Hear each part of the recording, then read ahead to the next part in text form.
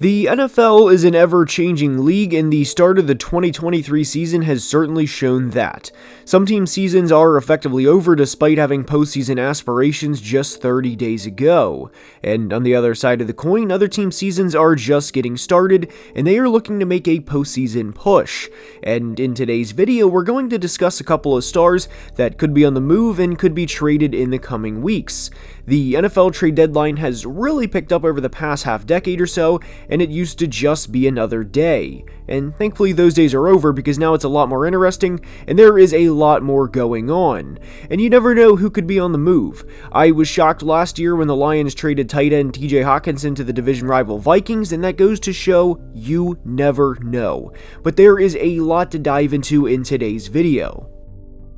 And we are starting today's video with Raiders receiver Davante Adams.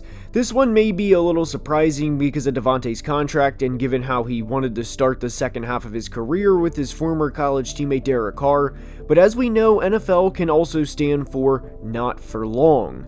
And as we know, Derek Carr is now a Saint. And this leaves Davante Adams in a weird situation because the Raiders went out and got Jimmy Garoppolo this offseason, and as we know, the Raiders roster isn't very good, and not surprisingly, they are just 2-3 through 5 games. And sure, you can make a case that they can beat the Patriots in week 6 and even the Bears in week 7, which would put them at 4-3 through 7 games. But guys, I ask this question not in a disrespectful way, but does it really matter? Does the Raiders being 4-3 versus 2-5 through 7 games make a difference? I love Davante and I love Max Crosby, but this team is not winning a Super Bowl this year, and I think that's something we can all agree on.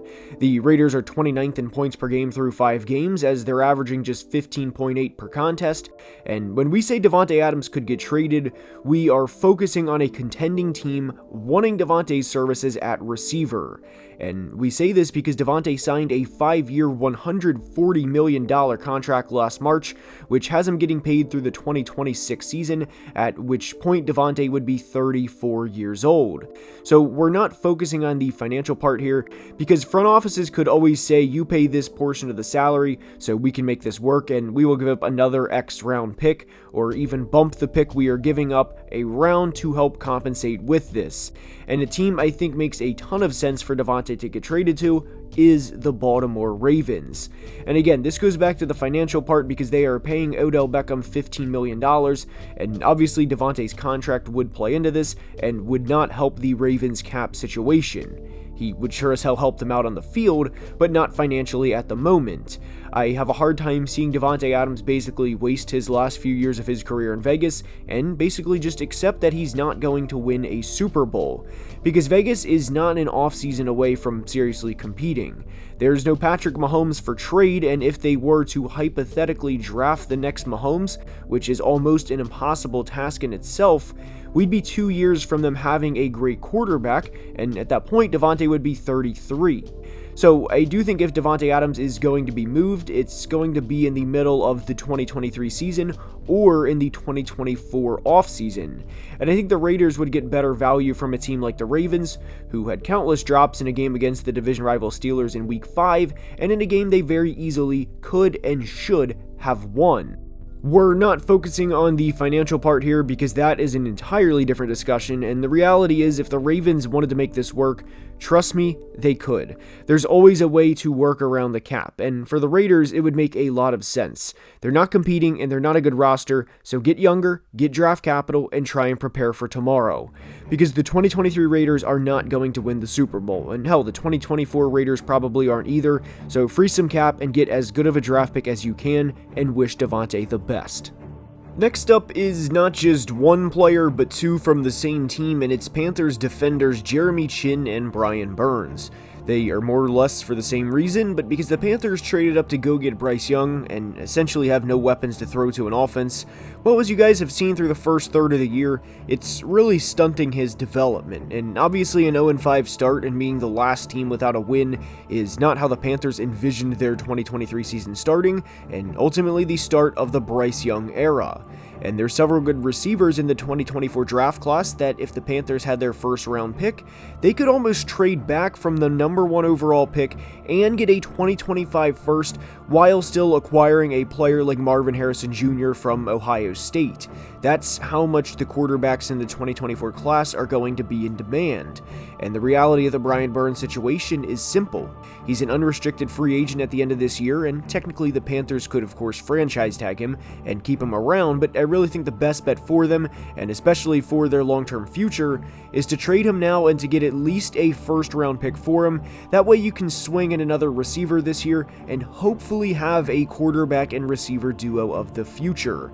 And I know the initial thought may be, well, why would they do that and have to eventually replace Brian Burns' position and hope to get a player of Burns' caliber? And the reason for that is simple. You gave up a ton to go get Bryce Young. Yes, it stinks you're in this position, but now that you're in this position, to me at least there's only one way out. Sell what you can to help out your young quarterback, because if they sit back and do nothing, sure, Brian can rack up a bunch of double-digit sack seasons and finish in the top 10 or 15 in pressures every year, but at what cost? Do you want to win anywhere from 3 to 6 games per year with a potential bust of a young quarterback that you gave up multiple first-round picks and a multiple-time 1,000-yard receiver for? No. I know trading a double-digit sack player isn't fun, but that's where this franchise is. And the reality is Burns could have a Von Miller-type impact on a contending team compared to what Von had with the Rams in 2021. Von played a crucial role down the stretch of that season, and there's a real possibility Brian goes from a winless team, or maybe by the time he's traded a 1-6 or 1-7 team, to a team that's competing for a Super Bowl. I'd be surprised if Burns isn't traded before the deadline, due in some part to where Carolina is as a franchise. They've put themselves in this hole, and I think this is the only way out.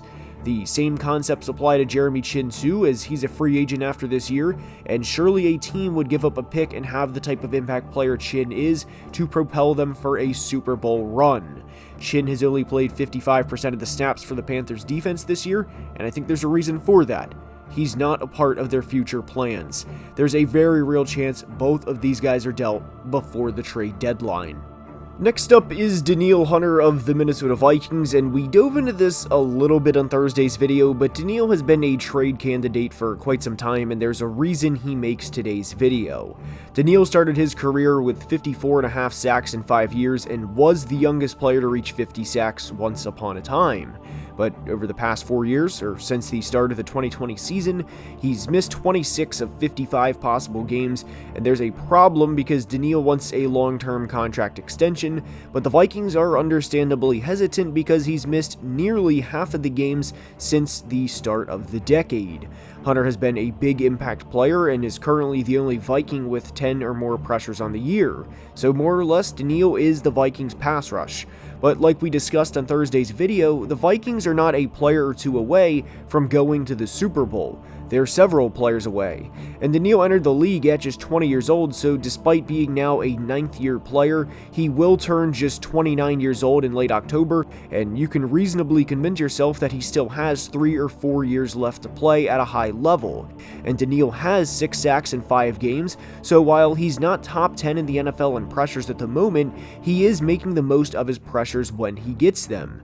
And given the Vikings are 1-4 on the year and are not going to win the Super Bowl this year, it makes a tremendous amount of sense for them to get ahead of the rebuild, and instead of toying with the idea of having Danielle around for the next 3 or 4 years, get what you can and let GM Kwesi Adofo-Mensah build the roster as he wants to, and let Danielle go and wish him well.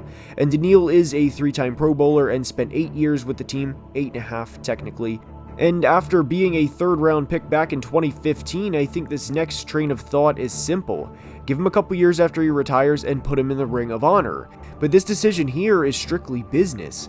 I don't see any reason to keep him around and risk him leaving in free agency when there's a chance you can try and get the most for him mid-season, especially if a team has a pass rusher go down with injury. Obviously, we don't want that to happen, but guess what? If a contender had a guy go down, like we saw the Bills have multiple guys go down against the Jags in London in Week 5, that gives Minnesota even more bargaining power. And this game was against the Jags, but hell, Jacksonville needs another pass rusher too, as Trayvon Walker hasn't exactly worked out, and Danielle could be a great player opposite Josh Allen. This trade would probably be to an AFC team, but I do think the Vikings should trade Danielle Hunter. Next up is a few player options, but the concept is the Browns trading for a running back. They had a huge hole to fill after the Nick Chubb injury, as Nick was averaging over 6 yards per carry and is without a doubt one of the best running backs in the league when healthy. And Jerome Ford and Kareem Hunt are, well, not. And Jerome is averaging just 3.7 yards per carry, and I do think Kareem is washed or over the hill or whatever term you prefer, and I think there were significant signs of that in 2022 that have carried over to 2023. Hunt averaged just 3.8 yards per carry in 22, and granted there's only been 10 carries for him so far in 2023, but he has 10 carries for just 25 yards in the 2 games he's played.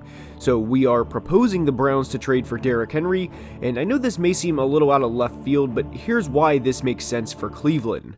Cleveland's defense is legit, and I know their most recent game against the Ravens doesn't look great as they gave up 28 points to them, and there's a chance this doesn't age well with them playing the 49ers in Week 6 as they are an absolute unit, but there's been 2 games this year where Cleveland's defense has looked downright dominant, and they were against the Bengals in Week 1 and the Titans in Week 3. And remember, they lost to the Steelers in Week 2 because they gave up 2 defensive touchdowns to the Steelers, and the Steelers' offense had a big play to George Pickens, but were pretty much shut out aside from that one big play. And being able to ground and pound behind the Browns' offensive line and manage the clock as much as you can is huge. The Browns have turned the ball over in every game this year, and the reality is, because of how good their defense is, they're in a unique situation that not a lot of teams are, where if they can run the ball well and basically not lose their team the game, they will win 11 or 12 games really by default.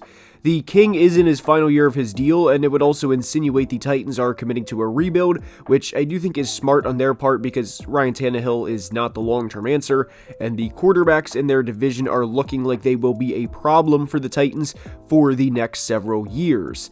I know I made a video last week about the Titans being quiet contenders, and I think that concept very much still applies to them, but they can commit to a rebuild just as quickly, and in that way, they're in a very unique situation. I also wouldn't mind the Browns looking into Zach Moss after the game he had in Week 5, as the Colts just paid Jonathan Taylor, and they will use Taylor more and more frequently as the season goes on. But one thing is for sure, the Browns need an upgrade at the running back position. Not next offseason, but now. And they could trade for several running backs. And I hope you enjoyed today's video, and if you did, please like and subscribe, as only about 26% of people watching are subscribed, and it makes a big difference. We are closing in 100K, and I truly cannot thank you guys enough for the support. Till next time, please be safe, and have a great day. Love you guys.